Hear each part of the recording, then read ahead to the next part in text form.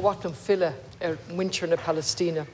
Agus an cinenne díhu atá ar siúl ag rialtas Israel faoi láthair. Agus in áíire slácht gan trúa gan taise atá ar siúl. Inné want tú úsáid as focail láidere, focail cántach ó híomh Israel, agus chum fáilte raibh na focail sin. Ar nó ag dúirt Minister Coveney freisin gur stát bradach atá i gceist maidir le Israel, agus chum fáilte raibh sin freisin.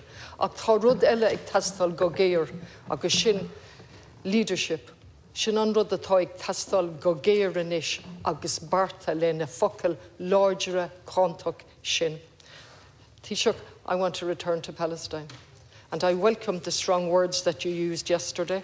And you talked about winter no rialtas Israel dalta le mira agus revishin dalta le gialtas, blinded with rage and blinded with revenge. I have a different opinion on that. I think they have a full comprehensive plan. But I welcome your strong words, and I welcome the words from Minister Coveney that we're dealing with a rogue state. And what we need now are actions.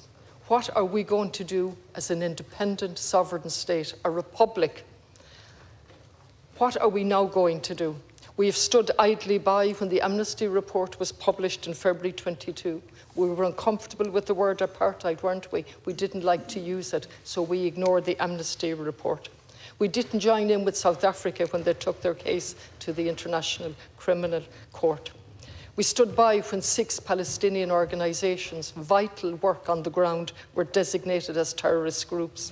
In the last 4 months, we have stood idly by while genocide is perpetuated in our name.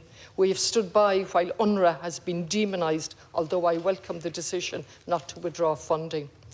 We have stood idly by as Israeli settlements have increased in the occupied territories. We have overwhelming evidence from the ground up and trusted organisations that's what's happening in our name.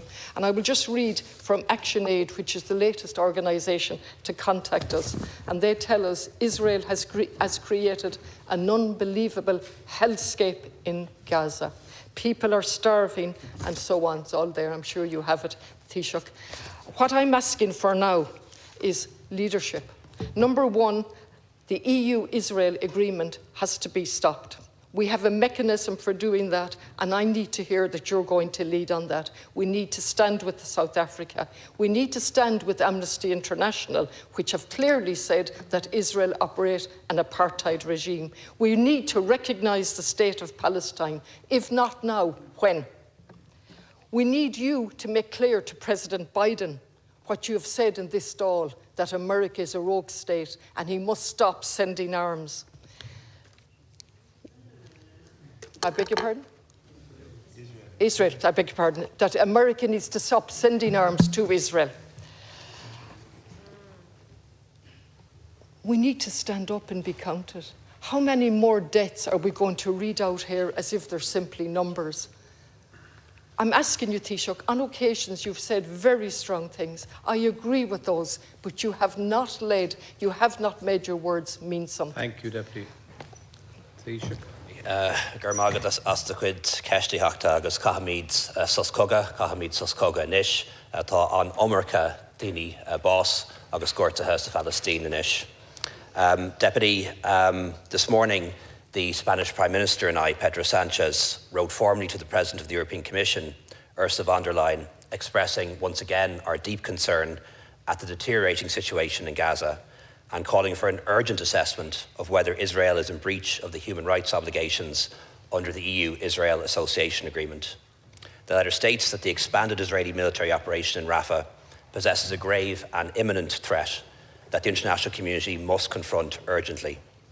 If the Commission concludes that Israel is in breach of its obligations under the agreement, then the Commission should propose a response, although suspension may well require unanimity of Member States. Deputy, I want to set out perhaps very briefly just 7 very concrete actions this government has taken in relation to this crisis in the Middle East. First, we are one of the first governments in the world to call for a ceasefire. Second, we've increased our aid to the UN and to UNRWA when other countries have suspended it because of allegations that some of the staff were involved in the October 7th massacre. Third, we've used our voice at the EU and the UN in support of the rights of Palestinian people. Fourth, we've sought that there be sanctions against violent settlers in the West Bank at EU level. And if we can't get agreement with that at EU level, well, then we'll go ahead and do it with other like-minded EU member states. We have intervened in the International Criminal Court case on Israel's occupation of the Palestinian territories. And the Attorney General will travel personally to The Hague to make our case on the 22nd of February. We've joined with Spain just today in calling for the suspension of the EU-Israel Association Agreement, and we are in discussions with other EU member states about recognising the state of Palestine. But I want to be clear and honest with you, and I want to be clear and honest with all of the people in this House and the Irish people. None of these actions in themselves will bring about an end to this war. No war has ever been ended by a court order or by the expulsion of an ambassador or by the suspension of an agreement. To think so, frankly, is just make-believe. There are only three ways in which a war ends: military victory by one side over the other, a stalemate, a ceasefire, like they've had in Korea for 75 years, or a political solution. And our focus is on the political solution, trying to work with our partners and allies, and even countries that are not our partners and allies, in the Arab world, in the EU, across America, and indeed in the global south, to bring about a ceasefire. Because that's what's needed, an immediate ceasefire, so the killing can stop, so aid can get in, so the hostages can be released, and they should be released, moving towards a permanent ceasefire and then a permanent political solution, which is the establishment of two states side by side, living in peace with each other. Thank you, Taoiseach. Deputy Connolly. You've called for the suspension of the agreement. I welcome that. That's progress. There are many things we could have done up to now, and we didn't. We stood idly by. I think we're out of keeping with the people on the ground of Ireland who are crying out for leadership, who are saying, please don't do this in my name. I would have lost the hospital in Galway today, but I know the people of Galway will forgive me because they've expressed over and over that's what's happening in our name in Palestine by the Israeli army and the government is simply intolerable. That Netanyahu would think he can get away with a ground invasion, where we have President Biden saying, oh, don't do that unless you have a plan. They're not strong words. That's something you need to make crystal clear to him when you go to America. I didn't call for the withdrawal of the Israeli ambassador. I'm finding it very difficult to stick with that decision on my side because that ambassador has had free rein propagating utter propaganda on our airwaves with no balanced opposition to that, repeating that they're a democracy as if that gives them an entitlement to slaughter and carry out genocide. And that's what we're listening to on our airwaves. I am now reviewing my decision in relation to that. At the very least, that woman and that ambassador should be called in here before the Dáil and made account for the words that she's using. That's what diplomacy is about, in my view, at this point, when we're looking at genocide. Thank you. Taoiseach. Thanks, Deputy. I just really hope that we don't make this conflict or these terrible events that are happening in the Middle East to be any way about us, because it's not about us or the differences between the different parties here or between the government and the opposition. It's about the civilian population in Israel and the civilian population in the Palestinian territories too. And I disagree with you on two accounts, Deputy, even though I think we agree on most things. First of all, absolutely nothing Israel is doing at the moment is being done in our name.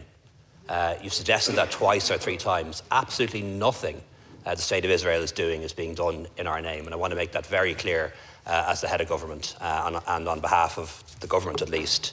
And secondly, I don't accept that we're standing idly by. I've set out 7 concrete actions that we've taken already in my initial response.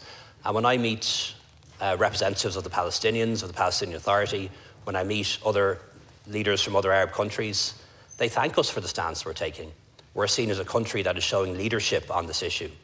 But we have to do it in a way that makes sense, that is smart, that allows us to continue to try to bring countries with us. I remember the first European Council meeting after this conflict started. We were in a minority in calling for a ceasefire.